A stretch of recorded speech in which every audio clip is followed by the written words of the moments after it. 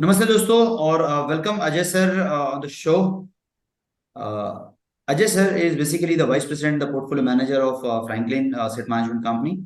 Sir को एक बहुत रिच 30 साल का मजबूत एक्सपीरियंस है, जहाँ पे सर ने ना सिर्फ फ्रैंकलिन बट बिरला, यूटीआई और हांगकांग बेस्ड एक बेरिंग सेट मैनेजमेंट कंपनी यहाँ पे अपनी सेवाएं दी है। सर, फ्रैंकलिन का फोकस और फ्रैंकलिन का बिल्ड इंडिया फंड ये देखते हैं। सर का इंफ्रास्ट्रक्चर फार्मास्यूटिकल सेक्टर में काफी मजबूत और बहुत ही जबरदस्त रिसर्च रहा है काफी लंबे टाइम से। And sir is basically graduated from the IIM Bangalore. So welcome sir to on show. Thank you. Thank you for having me. Sir to start with let's, ये बहुत ही कॉमन जेनरिक क्वेश्चन है, सबका है। सो आपको बाजार क्या लगता है, because this is one question everybody wanted to understand. और 30 साल का एक्सपीरियंस, अभी छोटा सा बच्चा था बाजार और आज इतना बड़ा हो गया है। हाउ यू आर हाँ, लुकिंग रीडिंग द मार्केट? या सो आपने सही बोला कि 30 साल का जो टाइम फ्रेम है वो बड़ा इम्पोर्टेंट है बाजार के लिए।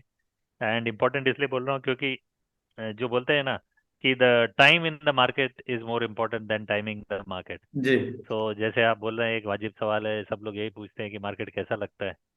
तो मार्केट तो बहुत अच्छा लगता है क्योंकि जो आप इक्विटी मार्केट में आ रहे हो, तो पहली चीज़ ये समझ के आना चाहिए कि अपन लंबे समय के लिए आ रहे हैं। बराबर। ये अपना इसको एक फिक्स डिपॉजिट जैसा नहीं समझें कि जनरली लोग 12 to 18 मंथ्स के लिए आते हैं बराबर। और फिर देखते हैं कि उसके बाद अपन रिन्यू करेंगे नहीं करेंगे, वैसा नहीं है। हम्म। ये मार्केट जो है, basically you are part owner of the company. Right. और कोई भी अगर ओनर ऑफ द कंपनी है, आप कोई भी छोटा मोटा बिजनेस भी चलाते हो, तो हम्म। आप कोई 1-2 साल के लिए नहीं चलाते हो, कम से कम तो 10-15 साल का व्यू लेते हो, और आइडियली 25-30 साल, और आप सोचते हो कि मेरे बाद फिर अगली जनरेशन होएगा। तो ऐसे बराबर। ही एक्विटी इन्वेस्टमेंट में भी यही होता है कि हम्म। आपको लंबे समय आप जितना रहोगे उतना अच्छा रहेगा। इसको इसको कंपाउंडिंग बोलते हैं। इसको धंधे के जैसा ट्रीट करो, इन शॉर्ट। हाँ, इसको धंधे के जैसा ट्रीट करो। और उसमें क्या होता है कि इसलिए बोल रहा हूँ कि बहुत अच्छा लगता है, हम्म। क्योंकि एक बहुत ही सिंपल रूल है, आपको रिटर्न मिलेगा जब ग्रोथ होएगी। बराबर। और ग्रोथ जो है सबसे ज़्यादा इंडिया में। बराबर। तो अगर बहुत कम से कम ग्रोथ करें हम, तो राइट। भी हम कम समझ लीजिए 5 से 6% की ग्रोथ करेंगे बराबर। At a real level. Right. मतलब इन्फ्लेशन हटा दे, तो अगर इन्फ्लेशन ऐड कर ले 5-6% का, तो 11-12% की नॉमिनल ग्रोथ जिसको बोलते हैं। बराबर। तो नॉमिनल ग्रोथ मतलब कि इन्फ्लेशन प्लस रियल। तो बराबर। Nominal growth normally will translate into the growth for the companies. बराबर। तो कंपनीज का रेवेन्यू ग्रोथ या सेल्स ग्रोथ जो हुआ, अगर आप लंबे समय तक देखेंगे तो 11-12% तो मिनिमम लगता है। तो 11-12% का जब ग्रोथ रहेगा, तो जनरली ये देखा गया है कि अगर आप लॉन्ग समय में आप इन्वेस्ट रखोगे, तो जितना ग्रोथ रहता है उतना ही रिटर्न आता है। बराबर। इसका मतलब ये नहीं कि आपको हर साल 11% ही मिलेगा। तो ये अंतर है आपका एफडी से, कि फिक्स जैसा रिटर्न नहीं है कि हर साल या हर 6 महीने में उतना मिलना ही है। लेकिन अगर आप समझिए 10 साल रहोगे, तो hmm. Normally you will get around that level. और जितना लंबा आपका होराइजन रहेगा उतना अच्छा है। 10 साल में आपकी प्रोबेबिलिटी ज़्यादा बढ़ जाएगी इसकी। तो अगर समझ लीजिए बहुत ज़्यादा प्रोबेबिलिटी हो जाती है, may be somewhere between 80 to 100% the probability is that you will gate a return which will be most likely higher than the fixed deposit returns over that period. आप समझिए 15 साल रखेंगे तो और ज़्यादा प्रोबेबिलिटी हो जाती है। आप समझिए 5 साल रखेंगे तो थोड़ी प्रोबेबिलिटी कम हो जाती है, because you might get certain 5 year period. जैसे कि हमने देखा कि ग्लोबल फाइनेंशियल क्राइसिस के आसपास, उसके 2-3 साल पहले और 1-2 साल बाद तक अगर वो पीरियड लें, तो फिर उस समय उतना रिटर्न नहीं था। लेकिन आप लंबा समय रखोगे तो क्या होता है कि वो ग्रोथ आता जाता है, और फिर समझिए मार्केट नहीं परफॉर्म करता है, तो वैल्यूएशन कम हो जाता है, और फिर वो वैल्यूएशन कम होता है, तो फिर एक वो नेचुरल एक उसका रिबाउंड होता है उसमें, और रिटर्न आता है। राइट। तो इसलिए इंडिया एक ऐसा मार्केट है जो कि अब साइज भी बहुत बड़ी हो गई है। अपन अभी बात ही कर रहे थे थोड़ी देर पहले कि बराबर। इतना बड़ा मार्केट हो गया है ये हमारा। 3-3.5 ट्रिलियन डॉलर का मार्केट है, one of the right. Top 5-7 markets, global markets in the world in terms of stock market. बराबर। Same with the economy, 3 trillion के ऊपर की इकोनॉमी हो गई है, which is again in the top 5 in the world. So ये size पे ये ग्रोथ दुनिया में कहीं भी बहुत नहीं। ही कम जगह है। अभी हम देख ही रहे हैं, समझ ही रहे हैं कि चाइना के भी ग्रोथ कम हो गया है। तो इंडिया में सब ग्लोबल इन्वेस्टर्स भी आ रहे हैं, उसकी वजह से एक बॉयंसी रहती है। अपना डोमेस्टिक मनी इतना हो रहा है, हमको सबको मालूम है कि पेंशन फंड के थ्रू आ रहा है, रिटेल इन्वेस्टर्स म्यूचुअल फंड के थ्रू पुट कर रहे हैं। तो वो अगर आप इकोनॉमिक्स का बेसिक लॉ डिमांड सप्लाई के हिसाब से भी देखें तो demand for the stocks is very high both from domestic and international investors. और सप्लाई तो ठीक ठीक है, मतलब सप्लाई तो रहेगा ही, नई नई कंपनियां आती हैं वो भी सप्लाई लेके आती हैं कि अपना आईपीओ कर रहे हैं तो सप्लाई बढ़ती जाती है। बट पहले ये डिमांड उतना नहीं होता था, specially in the domestic side. अगर हम ये 4-5 साल पहले भी जाएं तो डोमेस्टिक फ्लो उतना नहीं था। आज की तारीख बराबर। में तो हम लोग सब जानते हैं कि 13-14 हज़ार करोड़ का तो एसआईपी फ्लो हर महीने हो रहा है। 16,500 सर क्रॉस हाँ, 16,500। तो इतना एसआईपी फ्लो, सो ये डिमांड भी बढ़िया है। बराबर। और ऊपर से सबसे इम्पोर्टेंट चीज़ है कि बिजनेस ग्रोथ कैसा है। तो बराबर। बिजनेस ग्रोथ हमको तो काफ़ी अच्छा लगता है, इसीलिए India is a very attractive market. इसीलिए सब रिटेल इन्वेस्टर्स को बोलेंगे कि आप पार्टिसिपेट करिए इसमें। अर्निंग ग्रोथ आपको कैसी दिखती है सर अगले समटाइम्स, मतलब उसमें कहीं कोई रिस्क नजर आती है क्या आपको? या मैं इस क्वेश्चन को और दूसरे तरीके से लेता हूं कि जैसे बीच में यूएस का डेंट आया था, तो अभी भी यूएस में अगर कुछ इश्यूज आपको नजर आते हैं 2008 के कंपेयर में अभी में, और दूसरा अर्निंग ग्रोथ में आपको कहीं थोड़े, बिकॉज अगर बाजार आगे नहीं बढ़ेगा तो अर्निंग की वजह से नहीं बढ़ेगा, तो उसमें कहीं डेंट आपको नजर आ रहा है क्या? मैं रिस्क प्रोफाइल, रिस्क मैनेजमेंट की भी बात हाँ करें। देखिए, हमेशा रिस्क तो रहती है जी। इक्विटी मार्केट्स में। जी। तो लेकिन अभी जो कंसेंसस एक्सपेक्टेशन बन रहे हैं वो जी। करीब करीब 20% अर्निंग ग्रोथ के हैं जी। For FY 24। अच्छा। और करीब करीब 15% hmm. Earning growth for FY 25। बराबर। उसमें क्या अजम्पशन है कि अपना ऐसा जीडीपी ग्रोथ चलता रहेगा 6-6.25% के बीच में, 5-6% का इन्फ्लेशन मिला के, वही जो मैं बोल रहा था, बराबर। 12-12.5% का नॉमिनल ग्रोथ। बराबर। एंड उसमें कुछ जो लिस्टेड कंपनियां हैं थोड़ा सा बेटर करती हैं। बराबर। और फिर हम लोग सब फंड्स जो हैं, स्पेशली फंड लाइक फोकस, जहाँ पे सिर्फ 30 स्टॉक ही लेना है, तो वो 30 स्टॉक ऐसे चूज करते हैं कि थोड़ा और ज़्यादा हायर ग्रोथ रहे। तो पीएमएस इसलिए ऑफ हम लोग, पीएमएस ऑफ कॉमन मैन। हाँ, तो इसलिए हम लोग, बिल्कुल सही बोला आपने कि हम लोग ये इसको पीएमएस ऑफ कॉमन मैन जैसा ट्रीट कर सकते हैं। तो उसमें हायर ग्रोथ की हम उम्मीद कर सकते हैं। लेकिन आपको ये ध्यान रखना पड़ेगा कि कुछ ग्लोबल रिस्क तो हमेशा रहती है। जैसे अभी इसराइल हमास का जो चल रहा है उसकी वजह से क्रूड ऑयल प्राइस पे क्या इम्पैक्ट होता है। राइट नाउ अभी कुछ ज़्यादा इम्पैक्ट नहीं है, थोड़ा सा ऊपर जाके नीचे ही आ गया, तो अभी 85-90 के बीच में है पर बैरल। बट अगर समझिए ये 110 वगैरह जाता है, क्रॉस कर देता है फॉर वॉट एवर रीज़न, कि ये कॉन्फ्लिक्ट जो है बड़ी हो जाती है, दूसरे देश आ जाते हैं, समझिए ईरान आ गया या सऊदी अरेबिया भी आ गया, कॉन्फ्लिक्ट में ज़्यादा इन्वॉल्व हो गया, which are the oil producers, and then there is an impact on the supply, then the prices could go up. And obviously all of us know कि अगर क्रूड ऑयल के price ऊपर जाते हैं तो इंडिया के लिए अच्छा नहीं है, क्योंकि हम लोग 75% बराबर। इम्पोर्ट कर रहे हैं। बराबर। तो वो इम्पोर्ट करने में आपके भाव बढ़ेंगे, तो which is what we call imported inflation. तो आप इम्पोर्ट की वजह से आपका इन्फ्लेशन बढ़ेगा, और क्रूड ऑयल का प्राइस बढ़ता है तो सब दूर इम्पैक्ट होता है, क्योंकि उस वो आप ट्रांसपोर्टेशन में डायरेक्टली यूज़ होता है, और फिर वो हर हर चीज़ को आपको ट्रांसपोर्ट करना ही रहता है। तो हर प्रोडक्ट में थोड़ा थोड़ा इम्पैक्ट होके सब दूर इन्फ्लेशन बढ़ जाता है, और इन्फ्लेशन बढ़ता है तो हम लोग जानते ही हैं कि फिर परचेजिंग पावर पे इम्पैक्ट हो सकती है, डिमांड कम हो सकती है, कंजम्पशन कम हो सकता है वगैरह। सो अगर बहुत ज़्यादा होता है तो डेफिनेटली FY 25 में अर्निंग ग्रोथ पे कुछ इम्पैक्ट हो सकता है। बट और दूसरा, इलेक्शन का हमको मालूम ही है। तो इलेक्शन अभी तो यही माना जा रहा है कि जो रूलिंग पार्टी है वो वापस आ आ जाएगी, समझो फॉर जाएगी, what everybody ever is taking reason. For granted. हाँ, बीजेपी तो आएगा तो ही आएगा, चाहे बोले हाँ, स्टेट इलेक्शन आप हार हाँ, जाओगे स्टेट लेकिन इलेक्शन की तो कोई चिंता नहीं है, क्योंकि हमने देखा है स्टेट इलेक्शन में कई बार दूसरा रिजल्ट भी आता है, लेकिन सेंट्रल में तो ये माना जाता है कि एक एक ही पार्टी अभी स्ट्रांग है तो वही आएगी, और उन लोगों की पॉलिसीज अब 10 साल में हम लोग देख चुके हैं, specially from economic point of view. तो जनरली लोगों का यह मानना है कि वही कंटिन्यूटी रहेगी तो अच्छा रहेगा। लेकिन अगर समझिए फॉर वॉट एवर रीजन वो नहीं भी होता है, तो अगेन हम लोग का ये मानना है कि that is a just temporary blip even if it happens, because in the past also ऐसा हुआ है। और जब ये होता है और समझिए मार्केट ज़्यादा करेक्ट होता है तो एक्चुअली बहुत अच्छी बाइंग अपॉर्चुनिटी हो जाती है, क्योंकि इंडिया के फंडामेंटल्स ही इतनी स्ट्रांग है कि ग्रोथ तो आ ही जाएगा। राइट। हो सकता है 3 महीने 6 महीने बट थोड़ा सा ग्रोथ पुश हो जाए। सर ग्रोथ डिरेल नहीं होगी लेकिन। हाँ, ग्रोथ डिरेल नहीं होगी, बहुत सही बोला आपने। तो इसीलिए ये सब अगर होता है, कुछ ज़्यादा करेक्शन हो जाता है इन सब के चलते, तो वो एक बेटर एंट्री पॉइंट हो जाएगा। बिकॉज राइट नाउ हम लोग ये बोल ही रहे हैं इन्वेस्टर्स को कि जो वैल्यूएशन थोड़ा सा ऑन दी हायर साइड है, जी। तो थोड़ा करेक्शन हो सकता है। ये या तो करेक्शन होएगा या टाइम करेक्शन होएगा।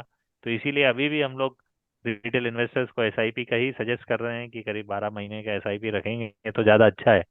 और समझिए उस टाइम पीरियड में कोई करेक्शन होता है तो और अच्छी बात है, फिर तो आप लमसम उस समय डाल सकते हैं। सर मैंने मतलब आपका फोकस का पोर्टफोलियो बहुत ही जबरदस्त है, काफी सॉर्टेड है, मतलब उसमें कोई डाउट। लेकिन मुझे आपका आउटलुक चाहिए पीएसयू बैंक, बिकॉज आपके इसमें एक भी पीएसयू बैंक नहीं है, जबकि हाँ। यूपीआई की वजह से all PSU banks are looking very strong and positive. तो हम्म। आपका आउटलुक अबाउट पीएसयू बैंक्स? हाँ, तो पहली चीज़ तो थोड़ा सा आपका फैक्चुअली करेक्ट नहीं है। मेरे पास पीएसयू बैंक है, लार्जेस्ट पीएसयू बैंक है। उसका वेटेज काफ़ी कम कर दिया मैंने, लेकिन हाँ। अभी भी काफ़ी ओवरवेट है। अच्छा। तो पहला तो ऑब्जर्वेशन ये है। दूसरा जी। कि आपने सही बोला कि पीएसयू बैंक्स काफ़ी अच्छा कर चुके हैं। जी। तो अभी अगर आप देखेंगे तो उनका वैल्यूएशन जो है वो अपने एवरेज या मीडियम के लेवल पे आ गया, जो बराबर। लास्ट 10 साल तक भी अगर आप वैल्यूएशन देखेंगे तो वही वैल्यूएशन होता था। अगर आज से 1 साल पहले देखो तो वैल्यूएशन बहुत कम था। उस समय ऐसे प्राइसिंग हो रही थी कि डिस्ट्रेस वैल्यूएशन जिसको बोलते हैं ना, कि बराबर। ये पीएसयू बैंक सरवाइव करेंगे कि नहीं करेंगे, क्योंकि लोगों को लग रहा था कि एसेट क्वालिटी इशू कंट्रोल में होएगा कि नहीं होएगा। लेकिन लास्ट 3-4 क्वार्टर में देखा गया कि एसेट क्वालिटी अब टोटली कंट्रोल में हो गई है। इट इज सबसे ज्यादा वही चल रहा है सर, पीएसयू। हाँ। तो लेकिन अब ये है कि अब जो यहाँ से, क्योंकि अब वैल्यूएशन नॉर्मलाइज हो गए, पहले जी। वैल्यूएशन नहीं था, तो अभी जी। आपका वैल्यूएशन नॉर्मलाइजेशन की वजह से आपको रिटर्न आ रहे थे। जी। तो अब जो रिटर्न आएंगे उसके लिए आपको ग्रोथ चाहिए, जैसा मैंने बराबर। समझाया है कि ग्रोथ से अल्टीमेटली रिटर्न आते हैं। और ग्रोथ के अलावा रिटर्न जब आते हैं जब देर is a mismatch in valuation, which was the case in PSU banks if you go back 12 months या 18 मंथ्स। लेकिन अब नहीं है ऐसा। अब वैल्यूएशन नॉर्मल है। अब ग्रोथ के लाइन में ही रिटर्न आएंगे। और ग्रोथ हमारा ये मानना है कि प्राइवेट बैंक्स में ज़्यादा आएगी, क्योंकि सबसे ज़्यादा कंस्ट्रेंट जो बैंकिंग सेक्टर में है वो डिपॉजिट गैदरिंग है। डिपॉजिट गैदरिंग हमने देखा ही बहुत कठिन हो गया है। और specially because of the mega merger of HDFC and HDFC bank, उनको अपने होलसेल डिपॉजिट्स भी अभी अपने रिटेल डिपॉजिट से रिप्लेस करने हैं, तो there will be more competition going forward. और अगर आप लास्ट 10-15-20 साल का ट्रेंड देखें, so there is a continuous loss in market share of PSU banks, both in deposits and advances. तो हमारा मानना है कि यही आगे भी कंटिन्यू होएगा, और उसके चलते हुए जो आपका रॉ मटेरियल रहता है विच इज़ द डिपॉजिट्स, वो पीएसयू बैंक्स को गैदर करने में ज़्यादा डिफिकल्टी होएगी, जिसकी वजह से उनका growth will be lower than the private sector bank. Growth होएगा, लेकिन प्राइवेट सेक्टर बैंक्स में ज़्यादा ग्रोथ होएगा, तो देयरफॉर रिटर्न्स वहाँ पे ज़्यादा होंगे। And private sector banks is one of the only sector where the valuation is lower than the last 5 year 10 year averages। ओ। और कोई भी सेक्टर ऐसा नहीं है आज की तारीख में, क्योंकि हम जानते हैं कि मार्केट थोड़ा सा ऑन दी हायर साइड है वैल्यूएशन पे। आप कोई भी सेक्टर देख लो, कोई आपका इंडस्ट्रियल्स हुआ या कंज्यूमर हुआ या even IT, where the growth is not so much, पर वहाँ पे वैल्यूएशन अभी भी ज़्यादा है compared to the last 5-10 year averages। So private sector banks is the only space where there is a combination of reasonable growth, asset quality का कोई issue नहीं है at least for the next 2 years, and the valuation is also on your side। That is why we are more positive on private sector banks, and we are less positive on public sector banks। फिर भी हमने थोड़ा सा अपना flank cover किया हुआ है by keeping the largest public sector bank, though we have reduced our weightage because that bank has also done very well if you go back 6 months। So वहाँ से हमने उस समय हमने थोड़ा सा वेटेज कम कर दिया था जब when the bank had already performed so well।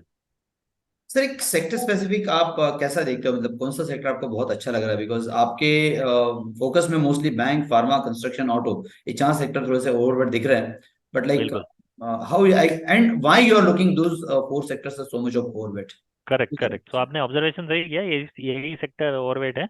हम्म। और एक और है जो कि टेलीकॉम सर्विसेज, वो भी ओवरवेट है। सो हम्म। बैंकिंग की हम बात कर ही चुके हैं। हम्म। ऑटो में अगर आप देखें तो इस बार के तो it has been the best best sector in terms of the quarterly results, hmm. क्योंकि हमने देखा कि ग्रोथ भी रीजनेबल है और मार्जिन्स बहुत ज़्यादा इम्प्रूव हुए हैं, जो हम्म। कि उम्मीद की जा रही थी। क्योंकि लास्ट 2 क्वार्टर, मतलब ये क्वार्टर छोड़ते थे, उसके 2-3 क्वार्टर से हमने देखा था मार्जिन प्रेशर था, क्योंकि रॉ मटेरियल्स की जो इन्वेंट्री उनके पास थी काफ़ी महंगी वाली थी, और अब जो है थोड़ी सस्ती इन्वेंट्री है और थोड़ा प्राइस भी कम हो गया, तो इसलिए मार्जिन्स बहुत ज़्यादा इंप्रूव हो गए। And this kind of margins may continue for some more time. Growth is still reasonable. So this is one sector where the growth is visible.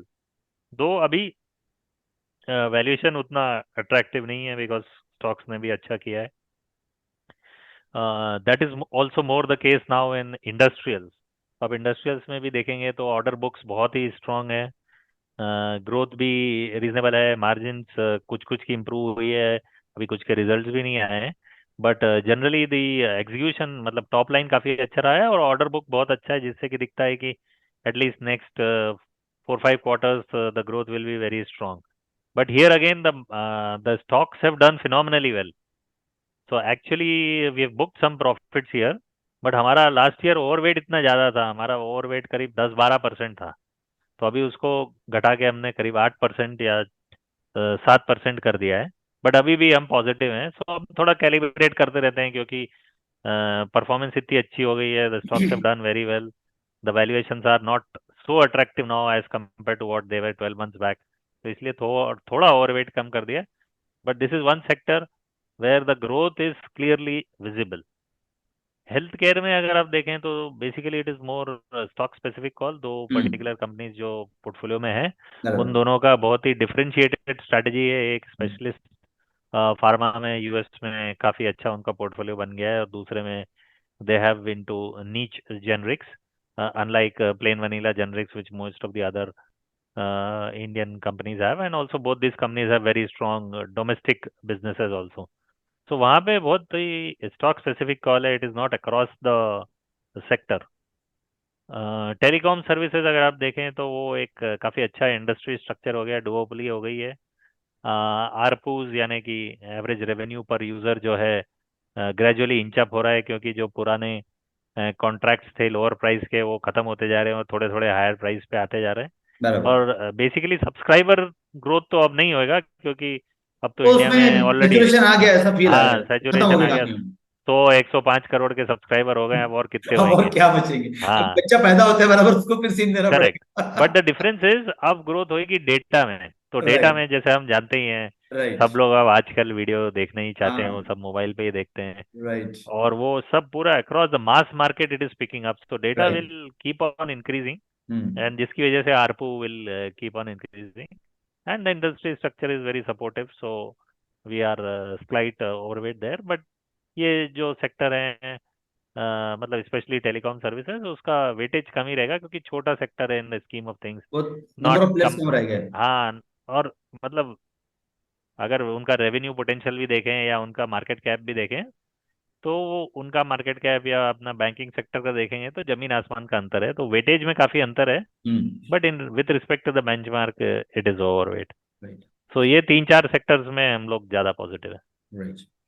Sir, एक 2-3 दिन पहले there was one fantastic statement जो business summit में रामदेव जी अग्रवाल ने किया था कि अगले 5 साल में भारत में इक्विटी की सुनामी आएगी. आई एम वेरी श्योर कि आपने भी देखा होगा, सुना भी हम्म. होगा. हम्म. आपका, I don't know whether you it is comfortable और not, but if you want to comment I would be more than happy to understand from you the you can say उसका क्या रीजन होगा कि ऐसा उन्होंने बोला. अब ये तो वही बता सकते हैं, वैसे तो मैं उनको काफ़ी अच्छी तरह जानता हूँ, तो वो तो काफ़ी वेटरन है, तो जी. जो भी बोल रहे हैं सोच समझ के बोल रहे हैं. जी. बट जैसा कि हम लोग सभी सभी का ये मानना है, that is how we started saying that how India is so attractive. Right. So अभी क्या हो गया है कि साइज इतना बढ़ गया है ना, हम्म. कि India has kind of become separate asset class. Oh. And हमने देखा कि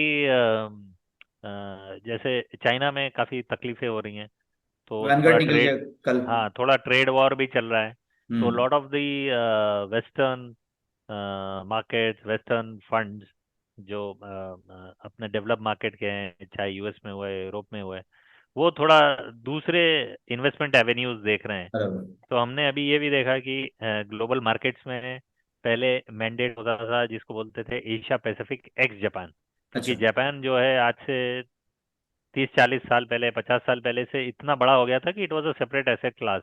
बराबर। तो फिर जब बाकी के एशिया पैसिफिक मार्केट्स पिकअप करने लग गए, मतलब इंडिया के अलावा जैसे इंडोनेशिया, मलेशिया, ताइवान, साउथ हम्म। कोरिया, तो हम्म। उसके लिए एक अलग एसेट क्लास बनाया गया जिसको बोला गया एशिया पैसिफिक एक्स जापान। ओ। तो वो अभी तक चल रहा था, वो समझिए 2020 तक चल रहा था। बट उसके बाद से जब से ट्रेड वॉर चालू हुआ, अब हम ये भी देख रहे हैं कि नए मैंडेट्स आ रहे हैं कि एशिया पैसिफिक एक्स अच्छा। Japan x China. चाइना। तो अगर आप वैसा अगर मैंडेट देखेंगे तो फिर इंडिया का जो है वेटेज ऑब्वियसली बढ़ जाता है। तो ग्लोबल फंड्स को ज़्यादा देखना पड़ता है। तो that means more money, you can call it a tsunami और you can call it whatever you want, will come and already coming. Similarly some of the global funds, मतलब जो all country funds जिसको बोलते हैं, जिसमें कोई भेदभाव नहीं है कि मैं डेवलप मार्केट में करूंगा या इमर्जिंग मार्केट में करूंगा या एशिया में करूंगा या यूरोप में करूंगा, उसमें भी कुछ कुछ कंपनियां हमारी इतनी बड़ी हो गई हैं, $100 बिलियन से ज़्यादा हो गई हैं। हम्म। $100 बिलियन से ज़्यादा बहुत ही कम कंपनियां होती हैं हम्म। दुनिया में। तो जब $100 बिलियन से बड़ी हमारी कम से कम 3 कंपनियां अब हो गई हैं। हम्म। तो जो है कुछ कुछ ग्लोबल फंड्स की उन पे भी नज़र आने लगी है। पीपल और फिर स्टार्टेड वो तो नोटिसिंग। एक हाँ, फिर एक वो वाटरफॉल इफेक्ट जैसा होता है कि अगर बड़े फंड बड़ी कंपनियों को देख रहे हैं, उससे एक स्टेप नीचे वाले फंड जो हैं वो थोड़ी सी नीचे वाली कंपनी देखेंगे and so on. So basically the overall attraction and the attention for India has increased a lot from the global funds. That is, if you want, you can call it the global tsunami. Similar situation in domestic, कि पहले हमको मालूम है कि pension fund वगैरह को तो allowed ही नहीं था इक्विटी नहीं मार्केट में, नहीं अब थी। अलाउड हो हाँ। गया है। So they have started coming through basically ETFs, index funds, but that also lends support and lends a lot of flows into the Indian equity markets. आजकल की नई जनरेशन जो है, they want to participate in the equity markets. Open demat हम account लोगों की start हम करेंगे। लोगों की जनरेशन में तो बहुत कम लोग करते थे, बोले ये तो समझ में नहीं आता है, रिस्की काम है, we should do in right. FDs. But now people realise कि आपको इन्फ्लेशन को अगर बीट करना है एंड नो अदर ऑप्शन। जो हमारे रेगुलेटर ने इतना क्लियर जो रेगुलेशन सब बना दिए हैं, it is so friendly for the retail investors and the safety is so high that the young people are getting more confidence to put in money through the mutual funds, and some of the enterprising guys are actually investing even directly. बराबर। So a lot of domestic money coming into the markets, either directly or through mutual funds. So that is also giving a lot of support, which is what again we discussed when we started this. So there is a lot of money flows coming, which was not the case even if you go back 5 years earlier from now. So volume से। in that sense, there is a sea change in the investor attention, both locally and internationally. Ajay sir, आपने ना global funds में भी काफी काम किया, आपने Hong Kong में काफी काम किया है। तो अगर मैं ऐसा मतलब मार्केट कैप के कॉन्टेक्स्ट में बात करूं, तो ग्लोबल फंड्स के लिए इंडिया इज अभी टाइना कैप है, माइक्रो कैप है, स्मॉल कैप है, मिड कैप तो आई डोंट फील कि मिड कैप होगा। तो व्हाट इज योर मतलब how you can nomenclate it. Yeah. So क्या होता है कि ग्लोबल फंड जो है ना, सब तरीके के होते हैं। बराबर। There are large cap fund, there are mega cap fund and there are all cap fund. तो नहीं, इंडिया उनका मैं में उनका मैं पॉइंट ऑफ व्यू देखना चाहता, समझना चाहता हूँ नहीं, और मैं वो आपको वही समझा रहा हाँ हूँ जो इंडिया जी। में है ना। हम्म। आप जैसे अगर आप खाने पीने की बात करेंगे जी। तो हर तरीके का खाना पीना अवेलेबल है। बराबर। अब नॉर्थ में कुछ और मिलेगा, साउथ में कुछ और मिलेगा, और ईस्ट मिलेगा। में कुछ और मिलेगा, वेस्ट में राइट। कुछ और मिलेगा, जो चाहिए वो मिलेगा। बराबर। आपको अगर टूरिज्म देखना है तो जो चाहिए वो मिलेगा, सी मिलेगा, बराबर। हिल मिलेगा, बराबर। आपको है स्नो भी मिलेगा, राइट। कश्मीर में सब तरीके की चीजें मिलेगी। Right. Right. Same is the case with stocks. Right. सब तरीके के स्टॉक्स हैं। दैट इज द बराबर। Attraction of India, right. that we have whatever, you guys will know more, 5,000 6,000 listed stocks, out of which okay. maybe 1,500 stocks are trading daily. Right. And आपको मालूम ही है कि हर तरीके के मार्केट कैप हैं। So अभी as you know, the large cap का cut off अभी लास्ट टाइम जो था वो 50,000 करोड़ था। अभी जो दिसंबर में कट ऑफ आएगा that will be 65,000 crore. Oh my God. तो 65,000 करोड़ के ऊपर 100 कंपनियां हैं। बराबर। एंड देन आपका मिड कैप का कट ऑफ है करीब करीब 15,000 करोड़। बराबर। आई थिंक वो बढ़ के अभी 18,000 करोड़ हो जाएगा। बराबर। तो आप समझिए 18,000 करोड़ के ऊपर 150 और कंपनी, मतलब 100 और 150 मिला के 250 कंपनियां बराबर जो है 18,000 करोड़ के ऊपर है। और फिर स्मॉल कैप की जो सबसे नीचे वाली कंपनी है वो करीब 5,000 करोड़ है। तो बराबर 5,000 करोड़ से 20,000 करोड़ के बीच में अनदर 250 कंपनी। बराबर। तो 500 कंपनियां ऐसी हैं जो कि करीब $800 मिलियन, या मोटा मोटा पकड़े तो $1 बिलियन से बड़ी 400 कंपनियां हैं एटलीस्ट। बराबर तो इतना डेप्थ वाला मार्केट बहुत ही कम है दुनिया में। क्योंकि अगर आप जैसे फॉर एग्जांपल ताइवान ले लें, एक बराबर। बहुत बड़ा मार्केट है, इंडिया से तो छोटा है पर बड़ा मार्केट है। लेकिन उसमें TSMC itself is 30-40% of the market. तो राइट। अगर आप साउथ कोरिया ले लें, वो भी सेम बहुत बड़ा मार्केट है। सैमसंग एलजी दो, सैमसंग इज अगेन 30-40%। दो तो तीन को इतना जो सैमसंग एलजी हमारे यूट्यूब में खत्म। डाइवर्सिफिकेशन जो है ना वो नहीं होता है। ऑल्सो बराबर इन टर्म्स ऑफ सेक्टर्स, बराबर। इंडिया में सारे सेक्टर मिलेंगे आपको, बैंकिंग मिलेगा, IT मिलेगा, हेल्थ केयर मिलेगा, इंडस्ट्रियल मिलेगा। राइट अगर आप ताइवान में जाएंगे तो आपको टेक्नोलॉजी मिलेगा, same with south Korea, technology मिलेगा। आप ब्राज़ील में जाएंगे तो आपको कमोडिटी और ऑयल वही मिलेगा। इंडिया ऐसा एक यूनिक इमर्जिंग मार्केट है। तो India market is, the depth is like the US market, कि क्या उसमें बात भी है, सारे जबरदस्त। सारे सेक्टर्स अवेलेबल हैं, lot of companies are available. Same is the case with India. वाह। So India is a all-weather market. stock market. It is a stock market for all kinds of funds: large cap, mid cap, small cap, country fund, regional fund, uh, Asia Pacific, ex Japan, global, this that, जो जिस तरीके के fund है। तो अभी कोई भी ऐसा फंड नहीं है जो इंडिया का इग्नोर कर सकता है। बराबर। तो इसमें नॉमेनक्लेचर की जरूरत ही नहीं है। India is gradually becoming an separate asset class. वाह। अभी सिर्फ आई कैनॉट से कि it is become a separate asset class, because उतना बड़ा नहीं हुआ है अभी। आप 3.5 ट्रिलियन पे, अभी जब आप top 3 market cap in the world हो जाएंगे, अभी आपका पांचवा छठा नंबर आ रहा है, जब टॉप 3 हो जाएंगे तो फिर आप, तो you will become a separate. हम लोग अभी ग्लोबल फंड्स के हिसाब से मिड कैप कंट्री है। हाँ, आप मतलब कंट्री नहीं देखते ना, आपको स्टॉक्स देखना पड़ेगा। तो देन अगर वी आप गो विद जैसे, स्टॉक स्पेसिफिक।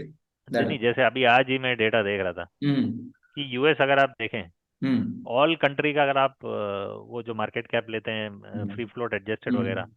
तो 62% of the free float adjusted market cap coming from the US, पूरी माय दुनिया का। My God. लेकिन उसमें से 7 कंपनी, जो कि आपने आजकल सुना ही होगा, नया जार्गन है, हाँ मैग्निफिसेंट 7, हाँ मैग्निफिसेंट वो सेवन। 7 company itself is 15%।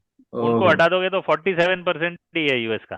क्या बात। वो 7 कंपनी 15% के बराबर है। My God. उसमें इंडिया का नंबर आता है अभी 3 या 4%। वाह। इंडिया का परसेंटेज क्यों कम है? क्योंकि हमारे यहाँ फ्लोटिंग स्टॉक कम है। Trading stock. ये आपके पास PSUs हैं जो कि गवर्नमेंट ओन करती है 50% से ज़्यादा, या हमारे प्रमोटर जो हैं वो ओन करते हैं हमारे पचास प्रमोटर परसेंट छोड़ते ज़्यादा। नहीं 75% के हाँ, नीचे। तो वो फ्री फ्लोट में नहीं आता है।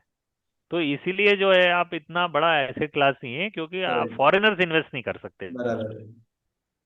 तो अदरवाइज अगर आप मार्केट कैप के बेसिस पे देखेंगे तो we are already very big. But वो फ्री फ्लोट में हम लोग थोड़ा, गड़बड़ हो जाती there is a bit of restrictions for the foreigners, and that is why we are not so important in the scheme of things. But जो enterprising funds होते हैं उनको मालूम है कि इंडिया की क्या इंपॉर्टेंस है, तो they ignore the benchmark and they put much more than the benchmark. तो इसीलिए अगेन उसको, आप इंडिया को as a country you can not classify large cap और मिड कैप। है। There will be stocks, so our mega cap stocks which are, let's say, 60-70 billion dollars and above, so that will be about maybe 15-20 companies. They are like global large caps.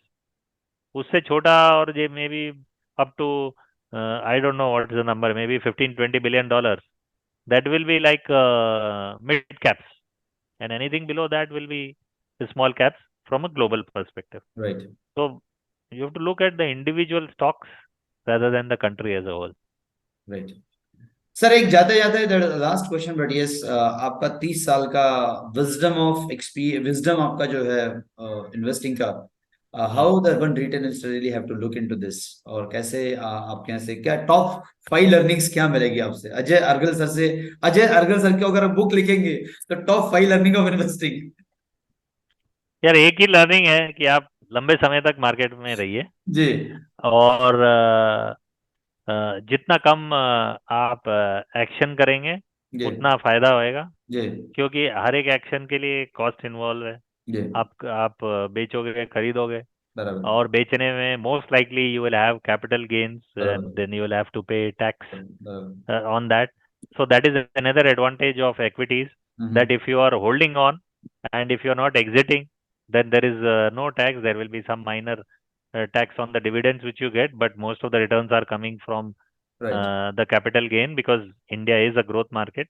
Right ये कोई दूसरा mature market होगा तो वहाँ पे dividend का ज़्यादा return होता है, राइट। मतलब it might be more then 50-60% of the return, hmm but that is not the case in India. Hmm So India में concept is very simple, that we are a growing economy. We'll keep on growing at least next 10-15 years तो दिख रहा है, maybe even longer. We hmm will be one of the fastest growing on a very large size, and generally जो growth है वो return होना चाहिए, especially if you hold if your holdings are there for 10 years plus, and therefore the best action and the most important learning is just stay invested in the market, and be patient unless you figure out that there is something fundamentally wrong with whatever fund you have invested in, which will be very, very rare. It will be there in some cases, but it will be very rare. So have enough patience, and that will give you the return. That is what I feel, that जितना simple रखेंगे उतना अच्छा रहेगा. Words of wisdom. हाँ, और जितना आप concentrated रखेंगे, क्योंकि आप कई लोग ये भी करते हैं कि मेरे को, जैसे हम लोग के पोर्टफोलियो में 30 स्टॉक है, लोग बोलेंगे मेरे पास 30 फंड रखना है, तो वो आपको ट्रैक करना भी मुश्किल हो जाएगा. और उसके अलावा सब एक जैसे काफ़ी सिमिलैरिटीज रहती हैं, हाँ तो जो कि टेक्निकल टर्म है जिसको कोरिलेशन बोलते हैं, बराबर। तो the correlations are very high. तो हम्म आप जितना कम रखेंगे उतना अच्छा है. 5-7 फंड रखिए जो भी है, and because there is a lot of overlap in most of the या funds, you can of course segregate it with hmm the market caps, कि मेरे को लार्ज कैप के लिए एक रखना है, मिड कैप के लिए एक रखना है, स्मॉल कैप के लिए एक रखना है, या फिर आप वो सब भी नहीं करना चाहते हैं तो बड़ा सिंपल रखना है, तो आप डाइवर्सिफाइड फंड रख लीजिए, वो सब कुछ कवर कर लेगा. तो obviously beyond the point it depends on the risk appetite. हम लोग ज़्यादा एंटरप्राइजिंग होते हैं, बोले उनको कुछ नया 10-15% के लिए कुछ और फ्लेवर भी चाहिए, तो उसमें आप कोई सेक्टर फंड भी रख सकते हैं, जैसे हमारा बिल्ड इंडिया बिल्ड फंड है इंडिया। जो कि इंफ्रास्ट्रक्चर रिलेटेड है. सो जो कि that will again be a very huge growing area for the next few years. And अगर आप लास्ट 10-14 साल का देखें जब से वो रन हो रहा है, तो it is actually given returns better than the diversified fund, which very few people realise. Hmm तो कुछ ऐसी थीम जिसमें भी आप कंफर्टेबल है उसमें रख सकते हैं, बट उसमें थोड़ा कम रखिए. जनरली आप डाइवर्सिफाइड में रख के या रेगुलरली इन्वेस्ट करते जाइए, और लंबे समय के लिए रखिए. बस वही लर्निंग है मेरा 30 साल का. Sir thank you very much to be on a show, that is really great. या एकदम फ्रैंक बात करी, बहुत ही स्मूथ वे में, like very very humble way actually you. आपने लोगों को बताया कि exactly how they really have to look in the market. Thank you very much, और वापस एक बार मिलेंगे सर आपसे। बिल्कुल. ऐसे ही शो में आपको वापस तकलीफ देंगे हम, to to please come on a show that way, है ना। No no, welcome, and thanks for this opportunity. Thanks sir, thank you very much sir.